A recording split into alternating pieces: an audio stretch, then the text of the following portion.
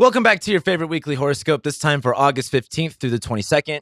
Yes, in my last horoscope, I saw all the comments. I got the dates wrong. I'm so sorry. I will never do that again, and I punished myself for it. Before we get started, quick announcement again. I'm going to keep telling you guys about this. Come and hang out with us at the Astrology Picnic, Sunday, September 4th. It's Labor Day weekend. I totally didn't know that. I don't ever really pay attention to holidays because I kind of don't care. But it's free. Literally, it's free. There's no money involved. That's very rare in this kind of community. I'm paying for all of this stuff myself, for the food and all that stuff, because I want people to just come and hang out and enjoy the people that are into astrology. Maybe you can meet some other friends that are into astrology. It's going to be really fun. Make sure you come. And if you don't come, you're going to have a big FOMO happening because I'm going to post videos about how fun everyone's happening. So anyway, let's go into this week. First up, highlights. Now, this isn't the biggest week ever, but there is one major transit that is happening that is really shifting the vibe. I like to think of when planets enter a new sign as really like a vibe shift, like a new part of the clock unlocking.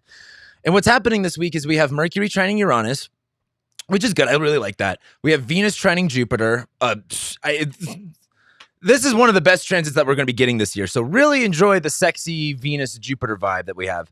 Mars enters Gemini, though. This is what we're going to be talking a lot about today.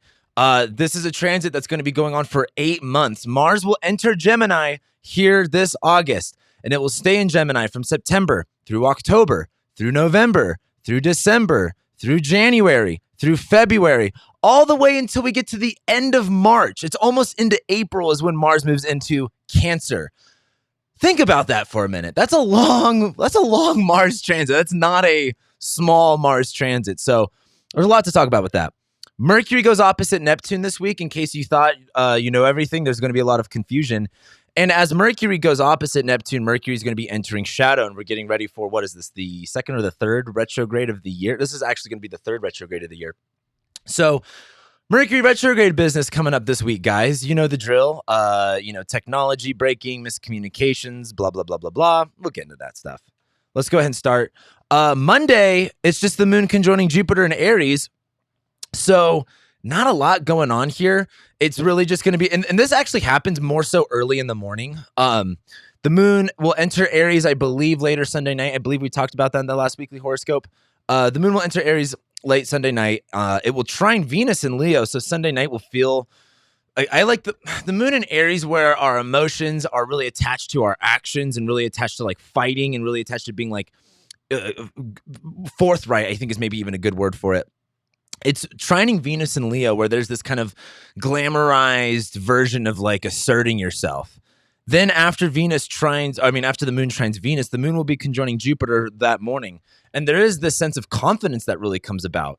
This is also prepping us and kind of teeing us up for the Venus-Jupiter trend. There's a lot of confidence here this week. Like, if you're kind of feeling like confident and good and sexy, lean into that.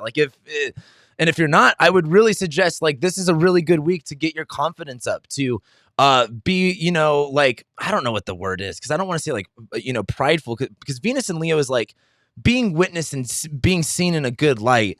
But Jupiter in Aries is like having that confidence of like, yeah, you actually can do things. There's this learning stage of learning our abilities to, how can we go after things? How can we attack? What are we taking on in this larger than life way? And I believe with the moon conjoining Jupiter, there is the sense of like, you know what? I'm feeling sexy. I'm feeling good. I'm feeling balls to the wall. I'm just going to do it and go for it. So Monday's a really good opportunity to take those actions, right? To kind of maybe do something that's a little bit out of your league, maybe do something that's a little bit challenging, or takes, bite off a little bit more than you can chew maybe on Monday. Whether or not that goes well, I mean, the moon is just going to be hanging out in Aries for the rest of the day, and it will be conjoining Chiron. So there is a flavor of like a little bit of painful healing. For some people don't like to be like witnessed. However, sometimes like when they are witnessed, let's say like on a stage, and they get that like, audience clapping, it can be really healing as well as kind of painful, because it is really unnerving to be witnessed by so many people.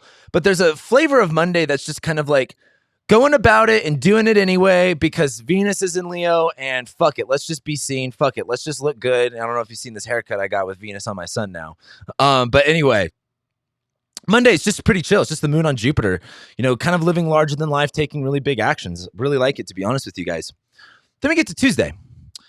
Now, I never talk about this, but the moon's trining the sun. And the only reason I am talking about it is because when you get all this fire energy, right? Like something legitimately gets lit up. That's what's so, I'm definitely biased against it because I'm half my chart is fire. All of my chart is fire and air. So of course I like it a lot more, but I think it's also really important to like have that spark, have that initiation, have that flame, like that passion to live. That's the sun in Leo, and the moon's going to be trining it. And this moon in Aries of like that spark, that initiatory factor. I think Tuesday feels like really good with all the fire energy stuff. But also on Tuesday, Mercury is going to be trining Uranus. The moon will then square Pluto before it enters Taurus. So, I mean, the biggest thing here too is just Mercury trining Uranus, but let's go ahead and talk about it. Number one, Mercury is in Virgo trining Uranus. I love this for breakthrough innovations, really figuring shit out. Like, have you ever had a problem in your head and then the second you kind of wrote it down and like made a list or whatever, you're like, oh, this is how I handle this. This is how I go about this. This is really good for like technical analysis. Like, hey, if you have a problem that you need to solve, like for example, oh, let me actually make a quick announcement based off this because this is what I'm doing. So I am working on sending out emails. In the future, how my channel is really going to be working is I'm going to be giving out more like goodies on a email if you sign up for my quote unquote newsletter. But what the newsletter is going to be able to do is it's going to give you a link to this YouTube video so you get notified every single time. I'm also going to give you some extra perks and other stuff, and I'm going to have like my own personal message because I want you guys to actually read it. But I don't know anything about email. So I'm probably going to be taking my time out on Tuesday to really like, all right, how do I set up an email chain? How do I set this? How do I set all this stuff up? Because again, in the future, like I said, I've made this announcement before, but eventually at some point, I'm going to be leaving Patreon and I'm going to be doing everything on my own website to where, I don't have to deal with the Patreon stuff and I have a little bit more control of everything, and everything will be put out through an email. So you always get notified when I put out a video. And if something happens to my channel, because I do talk about controversial things, there will be a way to still be in contact with me and to get my content. So I'm going to be figuring out this email shit on Tuesday. That's what I'm doing. And I'm looking at it as Mercury in Virgo, going over the list, reading the rules, reading the fine print, and it's trining Uranus. I'm hoping for a breakthrough. Maybe there might be a happy accident along the way, but, Mercury trining Uranus, fiddling around with stuff, but also there's a little bit of fiddling around and there's a little bit of just like reading the directions and, kind of getting everything very clear. So that's what I'm doing. Now, what is also going on Tuesday is the moon is going to be squaring Pluto. So, I've talked about this before, but this moon in Aries, like, the moon in Aries is so like forcing things of like I'm so emotionally charged up. It has to be this way. My emotions are invested into my actions. And, it's hard to unconvince someone of their actions or what they want to do if they're super emotionally involved into it. But it's squaring Pluto. For a lot of people, like there's going to be bigger, larger than life situations that kind of get in the way no matter how hard you want to push it. For example, Pluto in Capricorn is, I'm a broken record with this stuff. Governments, corporations, corruption, all of that bullshit nonsense. And the moon in Aries squaring Pluto is going to feel like, for example, like if you were trying to do something that involves a government permission or something like that, you might have some challenges with it. But I also think Pluto, the moon squaring Pluto, there is going to feel like this pressure, this fear, and it's going to be like power and Pluto and Capricorn. It's about this power, the power dynamics, and the moon in Aries is going to make you feel like you're fighting that. So, my biggest thing is like there's only so much that you can change.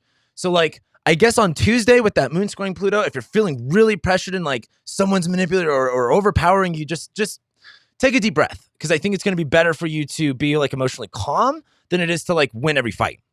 And that actually leads us to the moon ingressing into Taurus, where it is a lot more calm, where it's like, all right, the moon's in Taurus. Now, what I will say is check this out. We're going to be talking about this as we go into Wednesday, but we have Rahu, Uranus, and Mars in Taurus. Those are the three least calm planets in the most calm sign. So if you're feeling like the things that would normally like calm you down or make you feel grounded, if you're not getting that from these things, there's kind of a reason why. And I think it's Mars, Uranus, and Rahu in Taurus. So on Tuesday, the moon later on that evening will go into Taurus and it will be into its exalted degree. So this is an opportunity to just, hey, get relaxed, get some stability. I've mentioned this quite a few times. about how, and this is something that Alan White, and no relation. There's a lot of people with the last name White in this community, which is kind of weird. But Alan White, I believe the Astrology Podcast has a video of one of the lectures that he's done. I've referred to this quite a few times. He talks about how the sun, the sun actually rules over Cancer because of like the tropical zodiac and all that stuff. But in that same argument, he says like the moon doesn't rule Cancer because the moon moves so fast. It can't control any one sign. But the moon is exalted in Taurus because there's this idea that the moon is like nurturing and absorbing. And when it's in Taurus, it can slow down and really take the time to absorb things. So I think Tuesday night, like after you do this moon and Aries stuff, it's like, hey, take a moment to really sit down, absorb things. Sometimes we need some food. Sometimes we need some nutrition. Sometimes you need a little bit of salt, like, maybe take a little bit of salt to get your energy levels up. This moon in Taurus is just in my opinion, once we get into Tuesday evening, slow down, relax, bring it all in. We get to Wednesday, and really Wednesday is just the moon squaring Venus. And I have mixed feelings about this. The reason I have mixed feelings is the moon is contacting Venus, right? I like that for things like sex, love, intimacy, good food, good vibes. It's moon and Venus. Everything's good. And the moon is in Venus's sign. And we have Venus in Leo too. So there's really a lot there to like. What I don't like though is that these are fixed signs and there's this immovability, right? The whole idea of fixed signs is to stabilize things and to keep things as steady as possible. But the moon squaring Venus is like, the moon in Taurus doesn't want to get out of its comfort zone. And it's squaring Venus in Leo where it's like, well, you can either get the acknowledgement or the attention that you want, or you can be comfortable and not get that. Like the moon in Taurus is so like, I don't want to get up though. It's like, this is something I see a lot in online culture, and ladies, let me know what you think about this. But like, there's stuff about like, I always see girls comment about like, they'll do their makeup and they'll get all ready, but then they'll just stay home and not do anything. And like, that's very like moon and Taurus squaring Venus and Leo, of like doing your makeup, getting all hot and sexy and just sitting on the couch. I'm pointing to my couch right here. And just not doing anything. So this will feel like you're like, maybe I want to be seen, but maybe not. Now, if you're not in the mood for doing makeup and being seen, if you're not like, if that's not on the agenda, another way that this can look like is like Venus and Leo wanting to have fun, but the moon in Taurus maybe not wanting to get out of its comfort zone, maybe going a little bit slower than you might want to. But what I do like about it is like, hey, the moon's in Taurus. Our emotions are connected to pleasure at the moment. Our emotions are connected to feeling good and stability. And Venus is in Leo where it's like, hey, in order for me to feel good, I need to be seen. I need to be sexy. I need to be, looked at. I need to have all of the lights and the glamour and the glitz. So I do. So again, like, I think like the best analogy is like doing your makeup and looking hot and just sitting there. But hey, in this day and age, you can just post a selfie and get all of the, dopamine hits that your brain is looking for. So again, I think this is a great time to be posting pictures, to be honest with you. Venus and Leo. I mean, Venus and Leo is also trining Jupiter here. So there's a lot going on. So that's Wednesday. Now we get to Thursday. And on Thursday, the moon is going to conjoin Rahu, the North Node, and Uranus. Okay. The moon will then trine Mercury, but Venus is trining Jupiter this whole time. So Thursday is quite unstable. It's not like now last week and the week before that Mars-Saturn square and the Mars-Uranus. No, that was instability all over the place. This isn't necessarily like that, but this is like chaotic where it's like you're kind of like trying to, have you ever seen those videos of like people bringing out like big gigantic wedding cakes and they're like, whoa, and they drop it? Like that's very like this of like, if your fucking wedding cake is too goddamn big and you have, you care about it too much, like someone might drop it. That's what a lot of this looks like. But let's talk about it. The moon's going to conjoin Uranus in the North Node. God, this, I talk a lot about this, and if you watch my delineations, I have differing opinions about ADHD and what we prescribe people. But there is something that I really understand, and that is like over hypersensitivity. Like when people are like, "Oh, I'm not neurotypical," and all this over, like we're all big monkeys pretty much that are smart. Like we're not supposed to be having these frequencies and all of this loudness and lights and everything distorting. It can be really overwhelming. And so the reason I bring that up is this Moon Uranus North Node conjunction is going to feel overwhelming when you want this is Taurus. We're talking about dirt. We're talking about basic shit. Like, what is this fucking floor that you're on? And if like your floor is vibrating and also like exploding left and right, you're going to be like, it's going to feel like you're walking on lava. And so on Thursday, it's going to feel a little neurotic. It's going to feel a little wild. It's not going to be like how Mars, Uranus, North Node, where it was like explosive and, you know, Mars squared Saturn, where it was like, you're not going anywhere. This is just much more like neurosis in a way, or psychosis. So try to chill out. That will be difficult, though. It's the Moon, Uranus, North Node. The other reason it'll be difficult is Venus is going to be trining Jupiter. I mean, a lot of you are going to be on some shit, and you're going to be like, you know what? Why not? Like, the ruler, so all of this is in Taurus, right? And the ruler of this is Venus and Leo, like being like, you know what? I want to do it for the gram. I want to do it for the TikTok. I want to do it for the IG. It's trining Jupiter. I bet you're going to see a bunch of wild, stupid shit that people do. But I mean, what else is new? That's not anything I think even related to a specific transit, but maybe you'll just see more of it on this day. But I do think with Venus trining Jupiter, you know, what is important is overindulgence. It will be really easy to overindulge. And here in America and in Western societies, we love overindulging on everything. So this is much more of a, like, I like to make fun of people like, you know, every day you see some bullshit about like, set boundaries. This is much more of like, hey, Venus trine Jupiter, it's going to be really easy to overdo it. You know, I think, you know, I've seen some stuff before that's like anything that's worth doing is worth overdoing. And there's a lot of truth to that. And I would ask, where can you healthily channel that energy? Like, you know, this is like one of those times of like, I used to DJ weddings, if you don't know. And there was this one wedding I did where it was easily a $200,000 wedding, top of the 34th floor here at the Hyatt in downtown Denver. This woman's dress was, if I could guess, 20 grand. No doubt about it. Best part was she didn't give a fuck about this wedding. It was her mom. This is how also like really rich weddings work. The bride doesn't give a shit. And it's the mom that's like, it's her wedding. It's the wedding she always wanted. And this woman's dress was, I mean, just insane. And she was just like, I don't really care. I'm just, you know, here to make my mom happy, essentially. But I mean, it was beautiful. It was like, whoa. And it was all poofy and it was so big and it looked great. This is like, you know, if you're going to ball out for your wedding, maybe like Venus trine Jupiter, like make that. I mean, it was also like gold too, which very like Venus and Leo is a big gold dress, which I thought was also interesting for a wedding. I'd never seen a gold dress before at a wedding before that. I have, however, seen women wear white dresses at a wedding where they weren't the bride, and fuck, that was crazy. That was so funny. But anyway, I have a lot of funny wedding stories. But Venus trine Jupiter is like, hey, like, you know, well, this is just one of those things. Like, if you really like, I think overindulging in things that are going to feed your ego or that things that are going to like, I don't know, build like resentment. I mean, Venus and Jupiter too is like overdoing the sugar, overdoing the sweets, overdoing the consumption. Stay away from that stuff. But like, where can you really, in a healthy way, channel this energy for yourself? Like, you know, Venus and Leo trining Jupiter and Aries is like, there is this sense of like, if you're going to do it, make sure you look good. Like, you know what I mean? Don't just like, if you're going to get married, don't just do the half-ass makeup and the half-ass dress. Like fucking, you're going to be having pictures of this for the rest of your life. Like fucking look fly.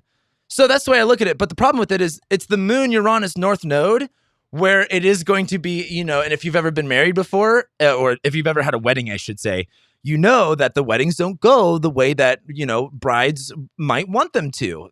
Things, you know, whether it's the catering, whether it's the whether it's the DJ, there's a lot of things that can go wrong. But the difference between a happy bride and a miserable bride is whether or not they release that control. Something I've talked a lot about the Taurus stuff is control and this need for it, right? Same thing with the Aquarius stuff. Same thing with the Leo stuff. The happiest brides, let the professionals do it. Like as a wedding DJ, what I hated was when brides told me how to do my job. And I always tell them, how many weddings have you like worked for? And they're like, oh, well, this is my first one. I'm like, I've DJ'd 300. You didn't pay me money to like you do my job. You paid me money because I'm a professional. Just trust me. Let go of the situation. I will make sure that you have fun because your job as a bride is to have fun today. And I've seen brides literally, like, we used to do this thing called the secret last dance where, some people of you have probably heard of it, but it was like after we did the last dance and everyone said their, hoorahs, I'd kick everyone out and I would just play like a super intimate song for the bride and groom to dance to by themselves. And I've seen weddings where brides were so stressed about everything else, it wasn't until that secret last dance where they actually got to enjoy a moment for themselves. And there is this kind of feeling of like, why would you spend all of this money and all this time just to be stressed out about it the whole day? Like, let it go. And I think this Moon Uranus North Node thing is like, you're going to be triggered. You're going to have all of these different reasons to like want to make control, but you just got to let go and have fun with it anyway, because it's just today. And the moon, now this is what's even more important about this. This is why I say this, is after the moon conjoins the North Node Uranus, the moon trines Mercury. So there is a solution at the end of the day. Not things fall into place and everything happens for a reason.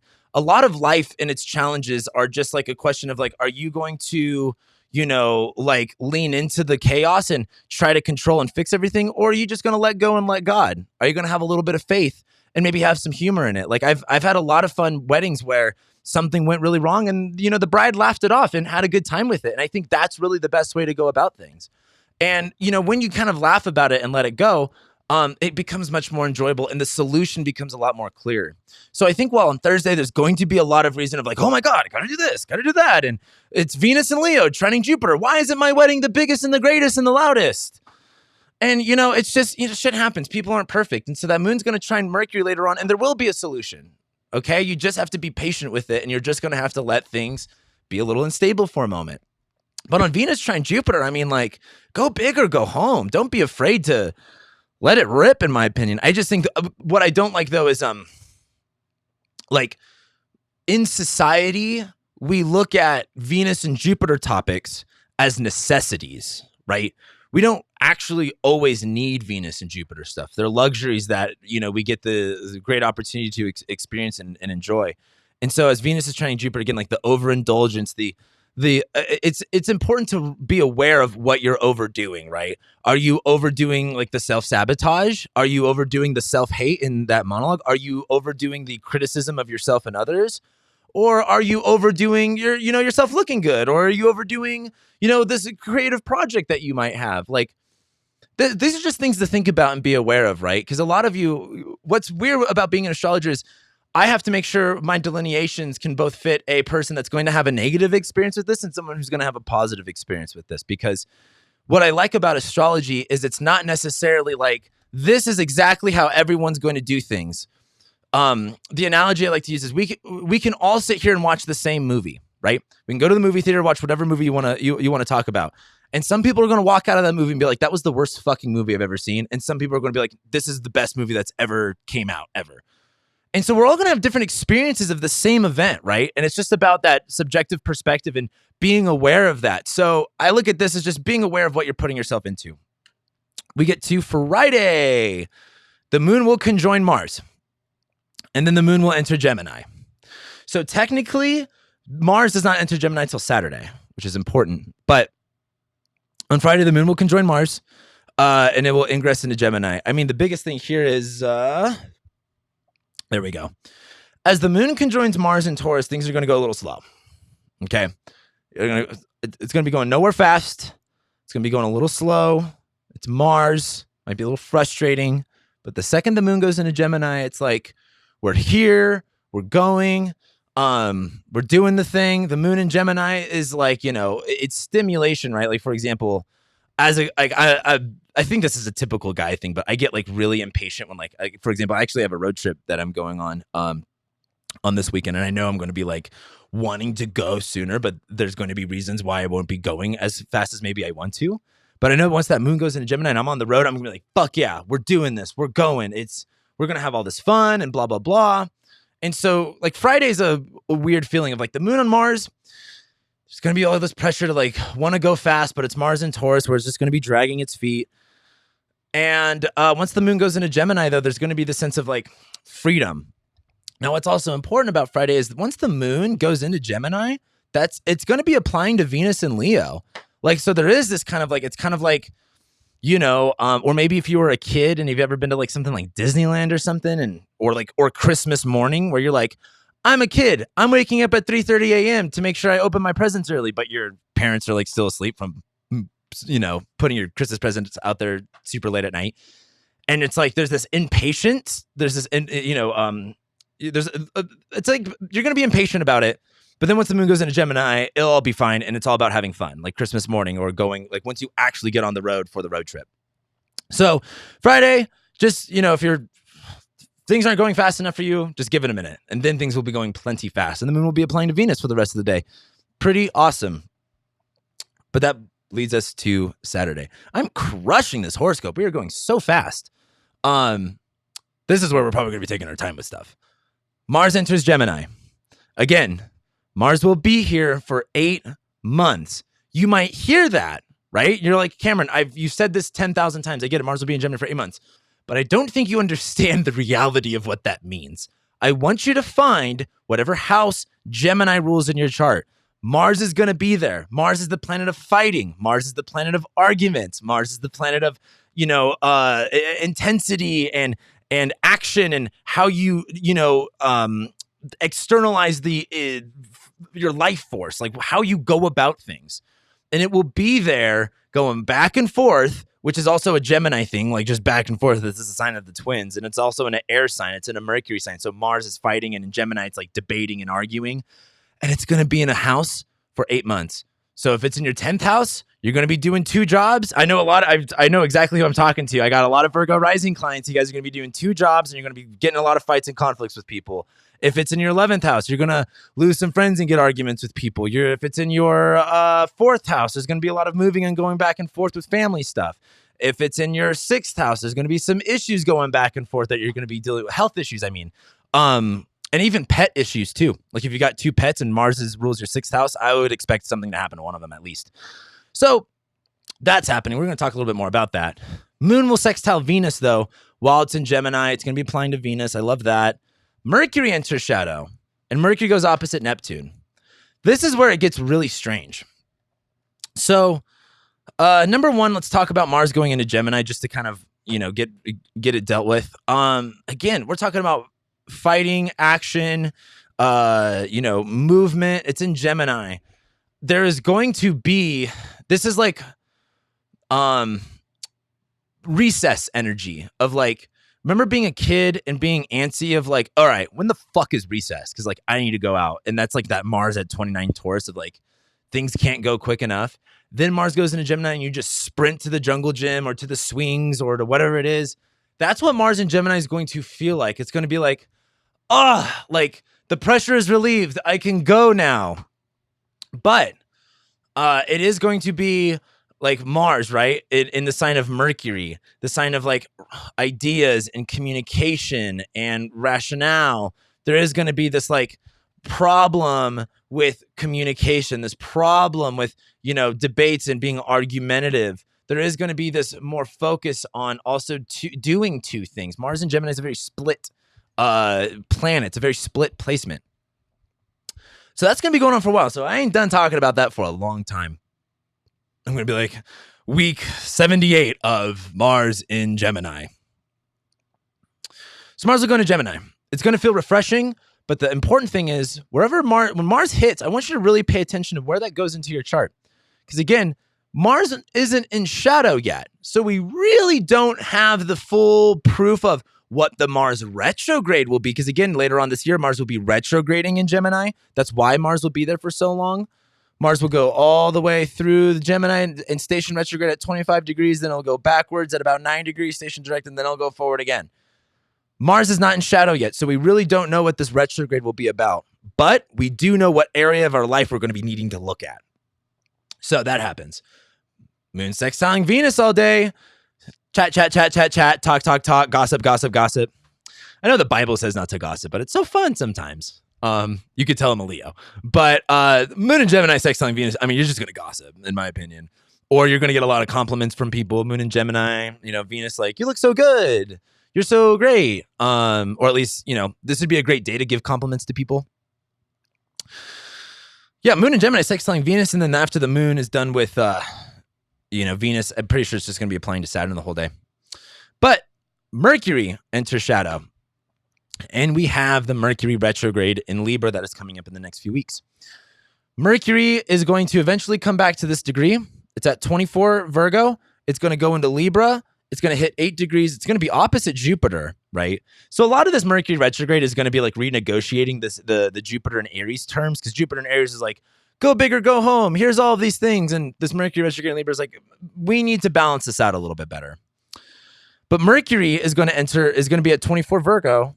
And the problem with Mercury in Virgo is like, you can cross all your T's and dot all your I's, but you don't know what you don't know. You can't see what you can't see. And Mercury is opposite Neptune here, where it's going to be like, oh, Mercury's in Virgo. We communicated about this. We're all very, very clear about stuff. But then it goes opposite Neptune, where it's like, oh, this is like, the way to put it is like, you might have like a very clear conversation that you think, but there might be a part of it that's like, there was something weird about that. Like, there was something that I don't really understand. Like, have you ever had a conversation with someone where it was like a clearing conversation, but then you just walked away even more confused? That's like this. And that's going to set up this whole Mercury retrograde scenario. And the problem is Mercury is opposite Neptune. So Mercury is just trying to get clarity and answers, and Neptune is going to obfuscate and be a little bit like a wishy-washy. Neptune in Pisces doesn't know what it wants. Neptune in Pisces, it's retrograde. There is the sense of, confusion around what is clear. And Mercury is like, trying to investigate, trying to ask the right questions, trying to be, a little bit more clear. But as it's opposite, opposition is like, it's like trying to get, like, have you ever talked to someone just like super duper drunk? Like they could say things very clearly, but you're like, what? There can be just a lot of confusion around it. And this is setting up the Mercury retrograde. Whatever happens on Saturday is so important. Whatever happens on Saturday, we're going to be dealing with for the next couple weeks. Really? Mercury doesn't leave, it doesn't station direct until October 2nd. So think about this. We're at August 20th. So that means all of September, and not until like the second day of October is when Mercury will station direct and we'll come back here. So whatever happens on Saturday, we're coming back to October 2nd. Write that in your calendar. Plan for it. And it's also interesting that Mars enters Gemini at that same time, where Mars will be there for the next few months. So the Mars and Gemini part of it, it's ruled by Mercury. So there's going to be part of this, the fact that Mercury enters shadow, the ruler of Mars enters shadow that day is clearly setting us up for something.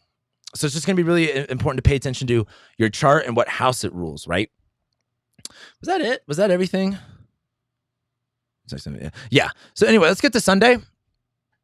On Sunday, the moon will just be squaring Mercury, and the moon will ingress into Cancer. So, this is so like if you watch my like last I did a video about like men's health and stuff like that, and I kind of bitched and whined about like therapy, like just talk therapy is just overprescribed in this country. Of like, oh, men are so shitty because they don't talk to anyone, and that's just such a scam, because like talking doesn't necessarily help anything. It's way overprescribed. A lot of men don't want to talk about their feelings. They'd rather go work out or listen to like music or something like that. And again, I have to share all my opinions on there. But the reason I bring this up is the moon's going to be squaring Mercury, where, now that Mercury is opposite Neptune, it's in shadow, and the moon and Gemini squaring it. It's like, you can have all of this talk, but it's just going to be going nowhere fast. The moon and Gemini is like trying to control situations. The moon and Gemini is like blah, blah, blah, blah, blah, blah, blah. And it's squaring Mercury in Virgo, where it's kind of like, not listening. Like Mercury in Virgo is much more like, specific with what it's saying and direct, versus, moon and Gemini is just kind of, chattering away. Oh, hello. There's a cat walking on my cord. But then the moon ingresses into Cancer, where there is this much more of a focus on like being emotionally sensitive, being more in tune with how we feel. This is a waning moon. We're getting ready for this new moon. The moon is almost in its dark phase too. So there is a lot of this kind of like calming down energy. There is this kind of like, all right, we're building up for like a, it's kind of like, if you've got kids, or, if you were ever a kid once, when your parents are like, all right, it's starting to get late. Y'all need to calm the fuck down. Like, this is moon and Gemini squaring Mercury. If you ever had siblings and you're just like fucking bickering and arguing with your siblings, and your parent comes in and they're like, you guys need to shut the fuck up. Like, it's getting late. That's what like this is. And the moon will go into Cancer, whereas this, it's sleepy time. It is time to kind of gather your needs, like moon and Cancer. Go brush your teeth, go rinse your face, whatever it is that you do. As we get prepared for what will be the new moon in Virgo, which will be next week. But as the moon goes into Cancer, there is this bigger focus on, again, like needing our needs, focusing on our needs. What do you like? Again, you need to brush your teeth, go to bed, rinse your face, whatever your needs are for you. There will be a bigger focus on that. And there will be, it's also the moon in Cancer. There's this like, more sensitive, emotional way of relating and feeling. And we're all maybe going to be a little bit more sensitive while the moon's in Cancer. But it's not really a way to look at it too is after this moon squares Mercury and the moon goes into Cancer, it's kind of like maybe some feelings get hurt after these conversations. Maybe there's a little bit of pressure. Maybe there's a little bit of, insensitivity to where when the moon goes into Cancer, we start to focus on sensitivity. So on Sunday, it's going to be a little bit weird. I think there's a lot of stimulation this week, but we closed the week with that moon in Cancer of like really just calming down with it. So that leads us to, next week. Is this the button? Yes. Next week. Virgo season begins. That's really, I don't want to say really important. It's really not. Mercury trines Pluto. There is power in your words and power in your language. Uranus retrograde. I don't typically talk about the outer planets retrograding, but a lot of what inflation has been about, besides the trillions of dollars they just gave to corporations. It's really frustrating when people blame like when people hear the stimulus stuff is causing inflation, they think immediately like the $1,200 check you got.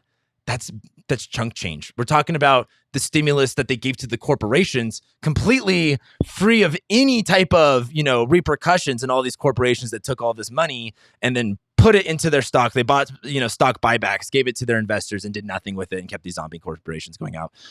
Anyway, a lot of inflation was not only due to that, but due to the supply chain breakdown. With China still locking down and stuff like that, that's going to cause a lot of disruptions. And there's also a shortage with, workers and stuff like that.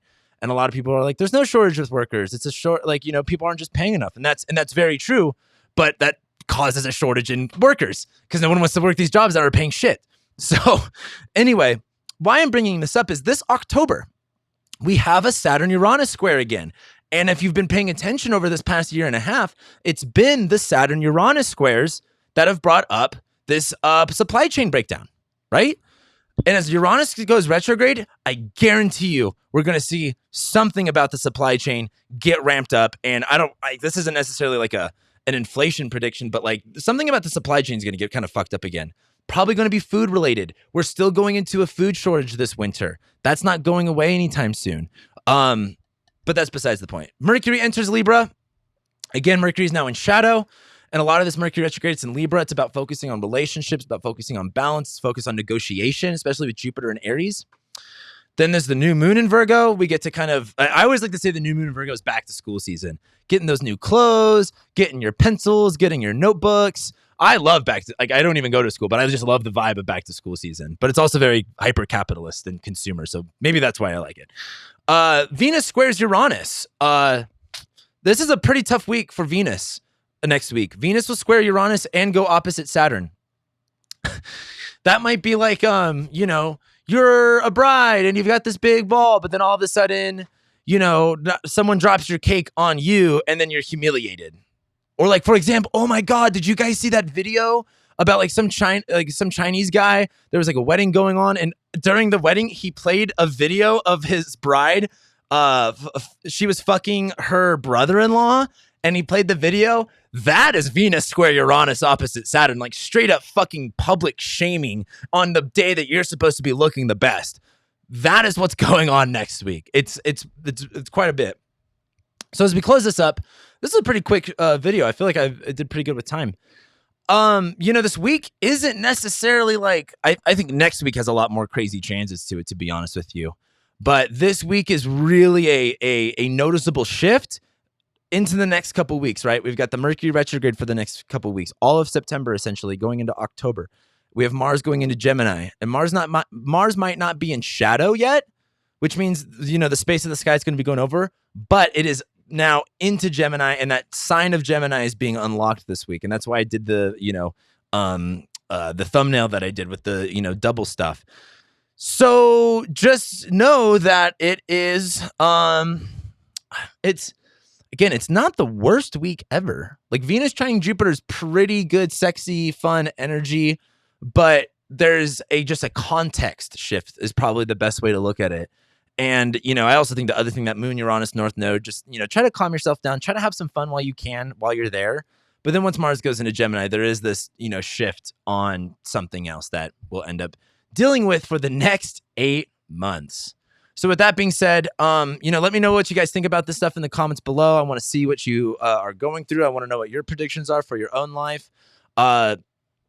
Feel free to book a reading with me. I want to do a consultation with you, help you read your chart, give you some clarity and guidance for the year or the years to come. Most of the time, I usually talk about like 3 or 4 years in my consultations. Please give this a like. It really does help out the algorithm. Give me a comment, even if you hate me. It actually helps out the algorithm. So, there is a reward for your hate. But anyway, I'll leave you guys off with that. I love and appreciate every single one of you, and I'll be seeing you next week.